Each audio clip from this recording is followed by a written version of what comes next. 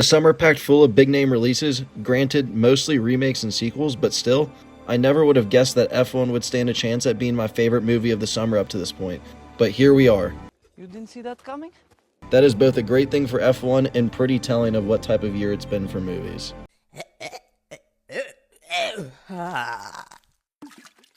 F1 has everything you'd want out of a summer blockbuster, with tried and true formulaic story boosted by its direction, performances, and race sequences. We follow Brad Pitt as Sonny Hayes, a once destined to be great F1 driver who had to give up his career 30 years ago due to a life-threatening crash, as he is invited by one of his old racing buddies, Javier Bardem's Ruben, to come out of retirement to replace one of his drivers on his Formula One team that has finished last in nearly every race.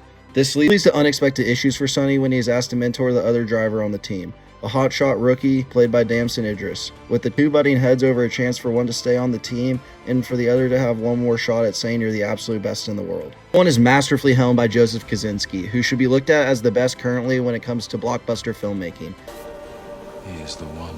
He found the blueprint with Top Gun Maverick and translates it over to F1 seamlessly through a simple but effective story that has you rooting for all the characters despite all of them being pitted against each other at one point or another. Every character is given as much care as the next, whether it be someone as important as JP or someone as minor as Tobias Menzies' character. Who? It reminds me a lot of how Spielberg does his blockbusters, in that you could go watch this movie with 10 of your friends and most of you guys would come out with a different favorite character.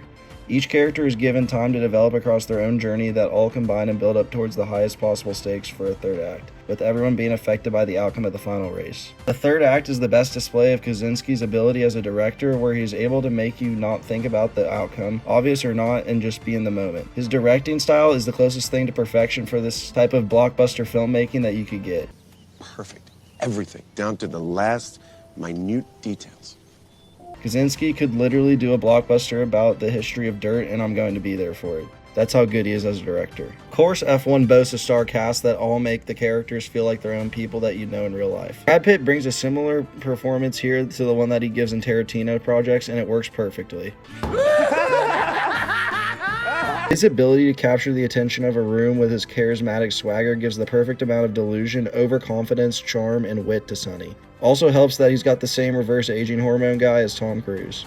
Damson Idris was someone who I'd never heard of before this movie, but I'm guessing I'm going to hear a lot more of him because he gives a star in the making performance here. Joshua's brash arrogance matched with the fact that he's pitted against Sonny for most of the movie should make him about as likable as Rachel Zegler. Weird.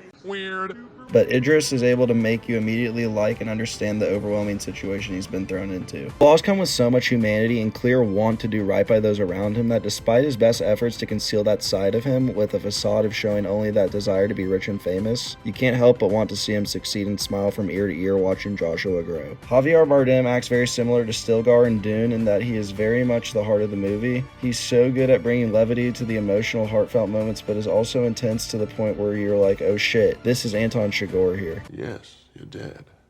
Carrie Conn is the other big standout here as the team's technical director and the love interest for Pitt. Her character is cliche as fuck, but is immensely likable thanks to Connon's screen presence that makes Kate's passion and determination jump through the screen at you. As I've come to expect after the crazy shit he pulled off with the plane sequences in Maverick, Kosinski knows how to craft one hell of a racing sequence time after time here. This motherfucker don't miss. He knows how to make the most repetitive and, in my opinion, uninteresting sport the coolest fucking thing ever. The slow build-up of the team gradually doing better in the races cut between the build-up of the bond between the team and crewmates perfectly sets up the mounting stakes put onto the final race. Add in that by building up and establishing a connection between the audience and nearly every crew member, you understand the stakes of both the race and each character, which feels every moment with enough tension to take a year off someone's life. The raw speed on display through the constantly changing close-ups made me feel like I was in the driver's seat, especially with this certain swinging hinge shot from side to side in the cockpit of the vehicle. As I was when watching Top Gun Maverick in theaters for the first time, I was on the edge of my seat the entire third act because I truly didn't know how things might play out for either one of our main characters. The "he's fine" moment in the heat of the final race of the circuit had me elevating in my seat like I was Aaron Rodgers taking ayahuasca for the first time. It is not a perfect movie though, which blows because I think the problems with it are pretty minor. The movie comes in at a whopping 2.5 hour long runtime that definitely could have been trimmed by about 15 minutes. There is about a 30-minute period between the middle/end of the second act and start of the third that was a bit slow and repetitive that they could have shortened down. This was mostly because the story took way too long for JP to realize that Sonny was trying to help him win the race when he crashed. Trying to help you. Thought there was some missed potential to have a relationship form between JP and Callie Cook's Jody. This would have allowed there to be even more of a reason to naturally progress Sonny and JP's friendship instead of it only clicking in the final race. I'm hyped to see F1 open with a strong week at the box office because it's the type of movie that deserves it. With a simple but effective story, great performances, and the same visceral action as Top Gun Maverick, F1 makes for the perfect summer blockbuster. Hopefully, F1 can snowball its early momentum at the box office into another unexpected success like Sinners, because we really don't get movies like these anymore.